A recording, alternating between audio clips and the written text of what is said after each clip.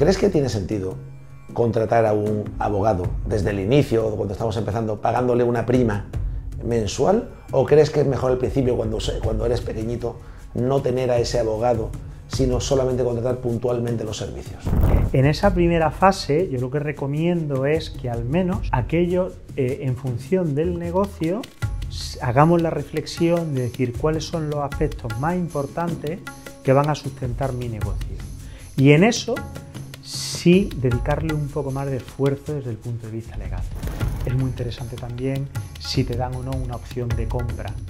Y a veces si se intenta negociar, es decir, oye, yo empiezo... Yo te alquilo el local. Te alquilo el local, pero quiero tener la opción a que si mañana me va bien el negocio y quiero invertir en quedarme con el local porque ahora no puedo, porque estoy iniciándolo, pero luego sí, pues intentar negociar una opción de compra a un determinado precio que también se puede hacer. ¿Recomiendas montar una empresa de self-storage solo al 100%? ¿O crees que es mejor montarlo con socios para así poder tener un local más grande y tener más trasteros y que el negocio crezca más rápido? Hola, bienvenido a este nuevo vídeo de una entrevista con Federico Eras, uno de los abogados con los que más trabajamos en Trasteros Plus. Si eres nuevo en mi canal, yo soy Alberto Serrano, soy el dueño de la empresa Trasteros Plus y tenemos 6 centros, estamos a punto de abrir el centro número 7 en Torremolinos, en el Polígono del Pinillo. Va a ser una nave muy grande con 1000 puertas aproximadamente.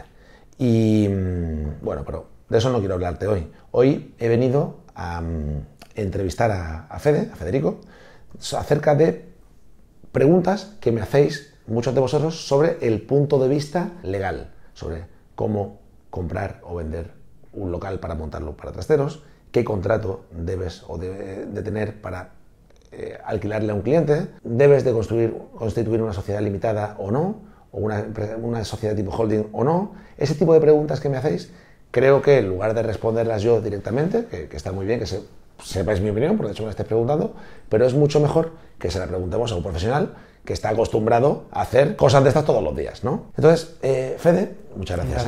Muchas gracias. Te quería hacer una pregunta que nos surge la duda a muchos empresarios que estamos empezando. Y esto es, ¿crees que tiene sentido contratar a un abogado desde el inicio, cuando estamos empezando, pagándole una prima mensual? ¿O crees que es mejor al principio, cuando eres pequeñito, no tener a ese abogado, sino solamente contratar puntualmente los servicios? ¿Qué recomiendas tú? Y ya no es tanto por un tema económico, que también, sino, ¿crees que hay errores que se pueden cometer inicialmente por querer ahorrarte los gastos de un abogado que te van a pasar factura en un futuro? Por ejemplo, en el primer local que alquilas para montar un trastero o tal. ¿Tienes alguna experiencia al respecto? Sí, a ver, a nosotros es verdad que a veces te vienen muchas de las problemáticas que vienen, cuando llegan al despacho, se podrían haber evidentemente evitado si se hubiera contado desde el inicio con un buen asesoramiento.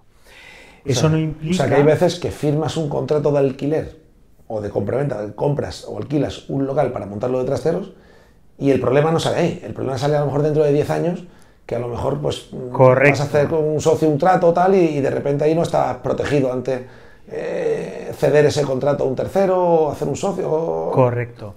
Yo, desde mi punto de vista, evidentemente, en cada etapa el negocio requiere intensificar o ubicar la inversión en unos ámbitos o en otros. Es normal que a veces cuando se empieza un negocio, pues los primeros réditos los tienes que focalizar en el desarrollo de ese negocio y a lo mejor la parte legal pues queda un poco más de lado, porque es más importante centrar los costes en otro ámbito o en otros parámetros. En esa primera fase, yo lo que recomiendo es que al menos aquello, en función del negocio, hagamos la reflexión de decir cuáles son los aspectos más importantes que van a sustentar mi negocio. Y en eso, sí dedicarle un poco más de esfuerzo desde el punto de vista legal. Vale. O sea, desde por la ejemplo, perspectiva vuestra, claro, por ejemplo, sí centrar, a lo mejor el pequeño contratito, pues no hace falta que tenga un gran asesoramiento, pero sí en qué estructura es la que voy a utilizar, o, oye, el contrato de arrendamiento a largo plazo que va a basar en el cual luego voy a echar mucho dinero para construir y que me va a soportar mi actividad durante los próximos 20 o 30 años. Pues ese contrato, aunque esté en una primera fase muy preliminar, es muy importante que sea un contrato bien armado, y ahí sí hay que estés bien protegido. estés bien claro. protegido. Entonces, en función de para qué. Vale. Porque claro, eso es otra.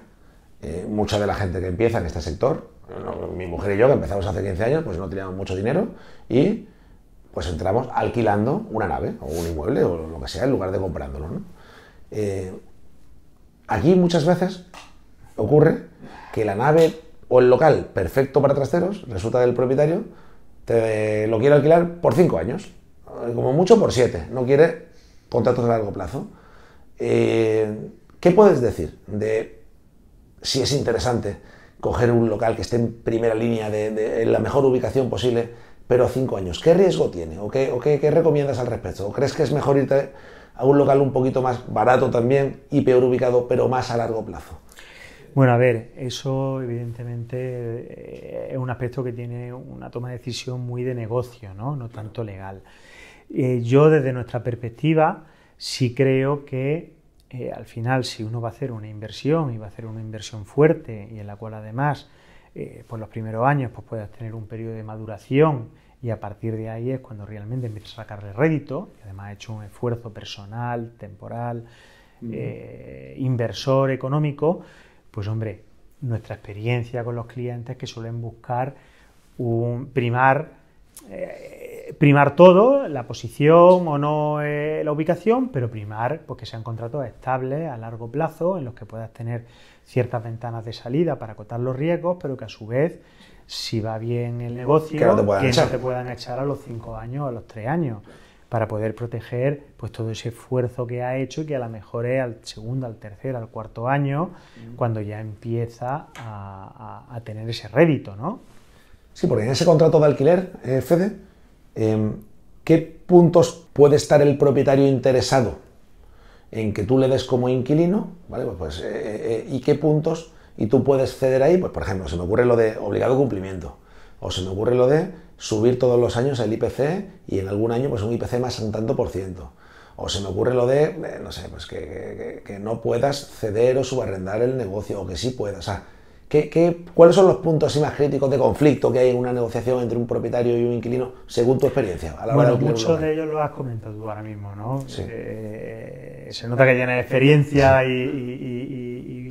Oye, estoy bien asesorado. Sí. Es cierto perdona, un punto, Fede, que contigo pues hemos trabajado de manera puntual para cosas grandes.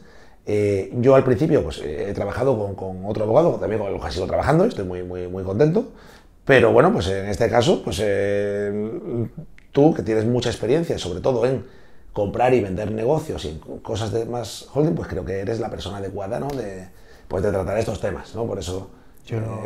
aunque tengo otros abogados que también son igualmente válidos. O sea, pero por supuesto que sí. Tú los conoces porque habéis trabajado juntos incluso en alguna operación. Gente muy válida y gente con la que además incluso hemos trabajado codo con codo, y muy a gusto. Pero bueno, Fede, vamos al turno. Desde la perspectiva del arrendamiento, muchos de los puntos los has comentado, ¿no? Al final, puntos conflictivos. Nosotros los puntos conflictivos, o en aquellos en los que suelen ser más negociados, y hay que intentar tener un poco de más, de centrarse más, pues son evidentemente la renta, el precio. ¿Escalado de renta también? Ahí pues ahí puedes tener un precio fijo o un escalado en función de los años, que pueda dar flexibilidad, que al principio, buscar una cierta carencia inicial para que... O sea, meses de carencia durante la obra, por ejemplo, ¿no? Durante la obra, a cambio de que luego le da un poquito más de rédito durante un periodo de tiempo en el arrendamiento, en la renta.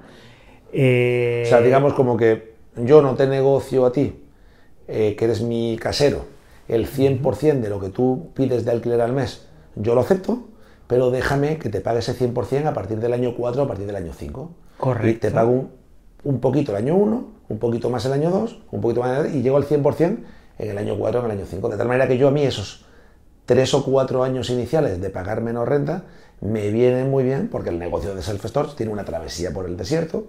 Los que me habéis visto en más vídeos ya me habéis escuchado hablar mucho de esto, y es que un negocio de alquiler de trasteros, cuando empieza, no gana dinero. Es un negocio que no gana dinero hasta si es un local grande, mínimo hasta el tercer año, pues no llegas al punto de equilibrio. Si es muy grande, es más de 500 puertas. Si tienes entre 800 y 1000 puertas. Si tienes unas 400, 500 puertas, pues hasta el mes 18 o el mes 24 no llegas al punto de equilibrio, ¿no? El punto de equilibrio es cuando dejas de ponerle dinero todos los meses y no te cuesta, no te pide pan el negocio. Y si es un local pequeñito, un local de unas 200 puertas o menos, pues a partir del tercer mes, cuarto mes, ya podríamos decir que hemos llegado al punto de equilibrio. Entonces, lo del escalado de renta es algo que es interesante. Es ¿no? algo negociar. que es interesante negociar y hay mecanismos para poder aunar el interés de ambas partes. Simplemente pues hay que ser, en cierto modo, un poco imaginativos, permeables los intereses de ambas partes y hay clausulados y mecanismos que los permiten. Fede, obligado cumplimiento en un contrato. ¿Qué es el obligado cumplimiento? El plazo. Explícanos qué es eso y cómo beneficia a uno y a otro. Al final, el plazo que está correlacionado con el obligado cumplimiento es otro de los aspectos en los cuales se suelen centrar propietario y arrendatario. ¿Cuánto tiempo quiere garantizarse el propietario que va a tener al inquilino? Y por tanto eso se va a traducir en el rédito económico que espera de ese contrato. Y a su vez el arrendatario también, ¿cuánto tiempo? O sea, ¿arrendatario qué es? El propietario, el que alquila, el casero, el arrendatario. O sea, el arrendador, el casero, y el arrendatario, el que lo usa. El inquilino. Vale, digo para... ¿Cuánto tiempo el inquilino también quiere verse obligado, plazo de obligado cumplimiento, o quiere obligar al casero? Y ahí, o sea, desde la perspectiva por ejemplo, del inquilino... 5 años de obligado cumplimiento que el casero me dice a mí como inquilino. Esto significa que si yo me quiero ir en el año 3, corrígeme si me equivoco, estoy obligado por contrato a pagarle los 2 años que quedan de alquiler al casero hasta el año 5. ¿Es eso? Es eso, en puridad eso es lo que buscan esas cláusulas de obligado de cumplimiento. Luego los tribunales lo moderan y para que no haya un enriquecimiento injusto y a veces... Las famosas cláusulas abusivas.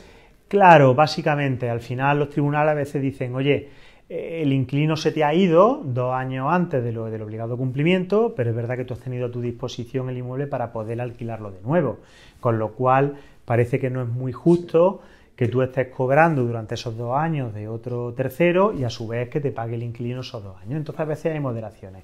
Pero lo que persiguen las cláusulas de obligado cumplimiento de plazo es lo que tú comentas. Vale. Y para un inquilino es muy interesante obligarle al casero a un obligado cumplimiento largo. Es decir, si yo firmo contigo 20 años de duración de contrato, o 30 o 35, que yo, corrígeme Fede, yo no recomiendo que nadie alquile un local para montar un self-storage, un centro de trasteros con menos de 20 años de duración. No lo recomiendo porque hay mucha inversión inicial y porque al final por mucha promesa pues te pueden no renovar o lo que sea. Tú darle el obligado cumplimiento que negocies con el casero, o tú como inquilino, pero obligarle al casero que la totalidad de la duración del contrato sea obligado cumplimiento para el casero. Correcto. Que no te pueda echar, Correcto. Y a su vez, ahí el casero lo normal es que si tú le das cierta estabilidad y un sistema de reequilibrio del precio de la renta conforme a actualizaciones de IPC, no deba tener problemas. O sea, que lo que sube el coste de la vida se actualice todos los años el alquiler, ¿no? Correcto. En principio, una propiedad... Cosa que no pasa hoy en día con los pisos. Los pisos no se actualizan en base al IPC, ¿no? Pero en los locales comerciales o en las naves eso no afecta, ¿no? Eso no afecta. Vale. Eso es un contrato privado entre dos partes, ¿no? Por el Código Civil, ¿no? Por el Código Civil o por la ley de arrendamiento urbano. Vale. Depende de la tipología de lo que tú estés arrendando. Desde el punto de vista del arrendatario, como tú bien decías... Del inquilino. Suele ser bueno buscar ese obligado cumplimiento largo por parte de la propiedad. Claro, porque al final ese es tu negocio. O sea, es tu negocio, es lo que te va a dar estabilidad, pero... Lo que nos encontramos, y tú lo sabes también por experiencia, a veces también es importante buscar un equilibrio con esas ventanas de salida, de modo que tampoco que puedas cada X tiempo, cada 5, cada 10 años, puedas levantar la mano como inquilino y decir, oye, si no me ha ido bien, por lo que sea, o incluso, el negocio... O incluso preavisarle con 60 días o con 6 meses y decirle que te vas. Correcto. Entonces... Ahí hay que buscar un poco ese equilibrio entre el interés del comprador, del arrendador, de la propiedad y del inquilino en cuanto a cuál es el periodo de obligado cumplimiento para uno o para otro y las ventanas de salida. Y esto seguramente será un tema crítico. O sea, tú habrás visto grandes negociaciones, discusiones y tal, precisamente con el tema del obligado cumplimiento, ¿no? Es muy importante porque es la estabilidad que le das al inquilino a la hora de, sobre todo en un negocio como el sector donde es tan importante la inversión que se hace y ese elemento, ¿no? en este tipo de negocio. ¿Qué otros puntos en un contrato de alquiler has visto que sean conflictivos o que sean negociados? ¿Lo de comprar y vender la empresa? Bueno, en un contrato de arrendamiento luego tienes el tema de los gastos, ¿quién va a asumir evidentemente los gastos? Normalmente en contratos ¿Qué son los gastos de un local? La comunidad, el IBI... El IBI, la comunidad, las reparaciones, ya sean estructurales o ya sean pequeñas reparaciones, la comunidad de propietarios, si es que resulta que está en una comunidad de propietarios el local porque es un bajo de un edificio y no una nave única, sola. Entonces, ¿quién va a cubrir todos esos gastos? Normalmente es cierto que, en nuestra experiencia, en un alquiler de muy largo plazo, normalmente el inquilino es el que suele asumir esos gastos, porque al ser tan largo el plazo es como, oye, es mi propiedad, pero la va a tener mucho tiempo. Yo eso no lo asumo nunca, pero bueno, eso depende es una negociación. O por lo menos una negociación. Luego, es muy interesante también si te dan o no una opción de compra. Y a veces si se intenta negociar, el decir, oye, yo empiezo... Yo te alquilo el local. Te alquilo el local, pero quiero tener la opción a que si mañana me va bien el de negocio y quiero invertir en quedarme con el local porque ahora no puedo, porque estoy iniciándolo, pero luego sí, pues intentar negociar en una opción de compra a un determinado precio que también se puede ir actualizando. Luego la garantía. Eso es muy interesante, la opción de compra. Correcto. O sea, vamos a hablar un poquito de la opción de compra en un contrato de alquiler de un centro de trasteros o de un centro para alquiler de trasteros. Básicamente es que yo como inquilino alquilo el centro de trasteros y vamos a poner un supuesto de que en el año 5 tengo una opción de compra. O sea, eso es que incluso aquí el petróleo o la magia surge cuando tú eres capaz incluso de meter que la renta que le has ido pagando al casero durante esos 5 años se descuenta del precio de compra. O un porcentaje de esa renta se descuenta del precio de compra. Y además es más usual de lo que uno puede pensar. Una vez te otorgan la opción de compra, que se descuente el todo o una parte de la renta que has venido pagando, ¿no? O sea que si a lo mejor el precio es 1 millón de euros y en los primeros 5 años has pagado 200.000 euros de alquiler, pues estarías comprando ese inmueble que a lo mejor dentro de 5 años vale más de 1 millón de euros, que es lo que vale hoy, pero lo estarías comprando por 800.000 euros, porque se descuentan esos 200.000 si el 100% del precio del alquiler se descuenta del precio de compra. Correcto. ¿No? Ahí el periodo en el que tú puedes ejercitar la opción de compra no suele ser de los 30 o de los 20 años, porque entonces habría un decalaje, disidencia entre el precio que le pone hoy al inmueble si quieres ejercitarlo y lo que puede valer dentro de 20 años, sino que a lo mejor se dice, oye, durante los primeros 3 años, durante los primeros 5 años puedes ejercitar esa opción de compra y quedarte con el inmueble. Vale. O alargar ese periodo, o sea, actualizando luego perfil. Lo normal son 3 o 5 años de opción de compra. ¿O? Eso suele ser lo normal, y si se da más, pues cada X tiempo actualizar conforme al mercado ese precio. Ese 1 millón de euros que vale el inmueble, pues a lo mejor... En función de lo que pueda valer. Luego otro elemento importante en los contratos de arrendamiento son las garantías. Evidentemente en contratos de largo plazo la propiedad quiere garantizarse que por lo menos existen ciertas garantías de que se va a pagar la renta con ese obligado cumplimiento, más allá de la típica fianza de un par de meses, ¿no? Pues intentan buscar garantía en la medida en que se pueda para estabilizar ese contrato. Y luego la cesión, el subarriendo, son otros aspectos pues, que suelen también ser objeto de negociación. Ahí al final lo que hay que intentar es aunar los intereses, conocer bien qué tipologías de cláusula o de posibilidades te otorga el derecho para poder hacer un contrato flexible, a la vez que seguro, tanto para una parte como para otra, y que se sientan cómodas cada uno pues, con las cuitas que tiene. Qué bueno, Fede. Oye, y el tema de cesión, es decir, el yo poder vender, yo soy inquilino y estoy explotando un trastero en ese inmueble. ¿Es posible que el propietario me permita yo cederle ese contrato a un tercero y ponerlo en la cláusula? o cuando, por ejemplo, yo vendo mi empresa. Yo le vendo mi empresa a un fondo de fuera. Entonces, pues ellos lo que quieren es quedarse con mi contrato de alquiler, que todavía me quedan 20 años para terminarlo. ¿Es posible yo venderle mi contrato de alquiler a un tercero? ¿O tiene que estar registrado? ¿O qué recomiendas al respecto? La propia cesión del contrato se regula en la ley. En la ley de arrendamiento urbano te permite la libre cesión o el libre subarriendo, a cambio de elevar la renta, salvo que en el contrato establezca unas condiciones diferentes por voluntad de las partes. Entonces, normalmente es cierto que en los contratos, más allá de la libertad que te da la propia ley de ceder o de subarrendar, la propiedad normalmente suele establecer la necesidad de su consentimiento. Vale, o sea, o está en el contrato, o si no está en el contrato no puedes venderlo, salvo que al contrario, cederlo. Si en el contrato no se dice nada, puedes cederlo libremente, asumiendo una elevación de renta del 10 o del 20% en el momento de la cesión, en función de si es una cesión total o parcial o lo subarriendas. Vale. Si quieres prohibirlo, si la propiedad quiere prohibirlo, tiene que establecer esa prohibición en el contrato. Y lo normal es que en los contratos la propiedad prohíba la cesión salvo su consentimiento, porque sí le interesa quién va a ser ese nuevo inquilino, si va a ser una persona igual de solvente que es su inquilino actual o no. Y ahí también es muy importante tener esas cláusulas, hacer excepciones y negociar excepciones, por ejemplo, para ceder a favor de otras empresas de tu propio grupo o vinculadas, si el día de mañana quieres hacer una reestructuración de tu grupo y tener el contrato de arrendamiento en una sociedad tuya pero diferente, ¿no? Entonces eso pues hay que verlo caso a caso. Vale, Fede, una pregunta que me hacen de vez en cuando gente o consultorías que yo hago. Por cierto, si te está gustando este vídeo, dale a like y suscríbete. Y pon en los comentarios alguna pregunta que quieres que le haga a Fede para futuros vídeos, ¿vale? Que él está seguro, muy contento de que esté gustando este vídeo, y que le hagáis preguntas para un futuro. Y si hay algo que no os está gustando o que no estáis de acuerdo, comentadlo también para discutirlo y corregirlo. Mira, Fede, te quería preguntar. Yo, como tú bien sabes, tengo mis empresas pues a medias con mi mujer, ¿vale? Somos los dueños de la empresa, pues somos al 100%. No tenemos socios. Pero, pues por lo que veo en muchas consultorías, pues veo que hay gente que quiere montar un centro de self-storage a medias con su hermano, con sus padres, o incluso con un socio que no es de su familia.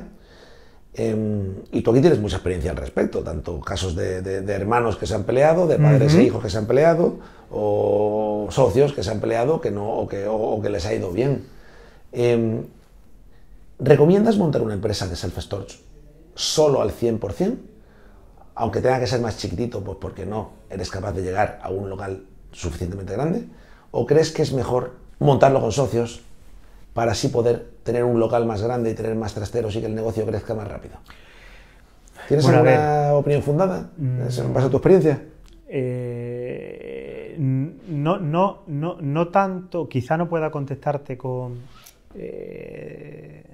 exactamente a la conveniencia o no de hacerlo con otros socios, porque bajo nuestra experiencia, cuando lo he visto con clientes, hay muchas circunstancias que hacen que en cada caso sea bueno hacerlo con más personas o solo con una persona, desde el que hay gente que tiene más confortabilidad y yendo acompañado con otras personas, hasta otras personas que tienen los fondos necesarios para afrontar la inversión sin necesidad de terceros. Creo que eso es una cosa más de negocio y de la tesitura del momento en el que uno se encuentre.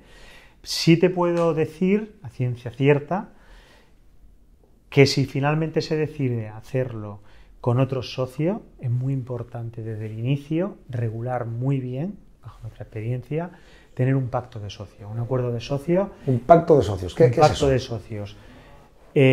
Más allá de tener las participaciones de la sociedad, tenerlas varios socios y la regulación de cuáles son esos derechos, esas obligaciones y cómo se regula la sociedad más allá de lo que dice la propia ley, hacer un acuerdo en el cual los socios establezcan determinadas previsiones adicionales a las que dice la ley para regular su relación entre sí como socios y respecto de la sociedad.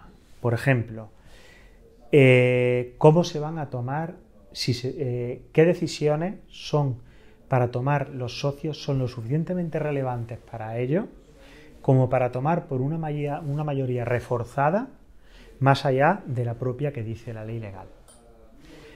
Por ejemplo, ¿quién va a ser el órgano? Vamos a ver puntos principales que tienes que tener firmados con tu socio, en ese pacto de socios, ahora que todavía os lleváis bien. Correcto. No cuando estéis peleados, ¿no? Correcto. Vale, y que es importante centrarlos desde ya y meterlos en un cajón y ojalá no sacarlos nunca. Vale, pero el día tener que te la pelees, tranquilidad de que si algún día hay un conflicto o hay una divergencia en temas fundamentales, ya se haya hecho el ejercicio de prever cuál es la solución y tenerlo firmado. Esos aspectos suelen ser fundamentalmente en las áreas del gobierno y la administración de la compañía. Oye, más allá de los porcentajes que tengamos uno y otro dentro de la sociedad, cuáles son aquellas materias tan relevantes para el día a día de la compañía que queremos que tengan un consenso de cierta intensidad entre los socios y no una mera mayoría simple. Oye, hacer grandes inversiones en la compañía, o el día de mañana vender los activos de la compañía, o ampliar el negocio, cambiar de actividad. Oye, que no un socio minoritario, por ejemplo, no se vea al albur de un socio mayoritario. Entonces, en un pacto de socios, si tú eres el minoritario, es decir, si tú eres el que menos acciones tienes, te interesa estar protegido para que no se pueda ver... Cuenten contigo en determinadas decisiones. Y las más importantes son comprar y vender la empresa, ¿no? Desinversiones de la propia empresa, vale. Ventas de activos de la empresa, venta de activos esenciales, pedir préstamos a lo mejor de más de X miles de euros. Sí que tenemos que diferenciar en una sociedad hay dos tipos de órganos. Están los socios que tienen por ley toman determinadas decisiones.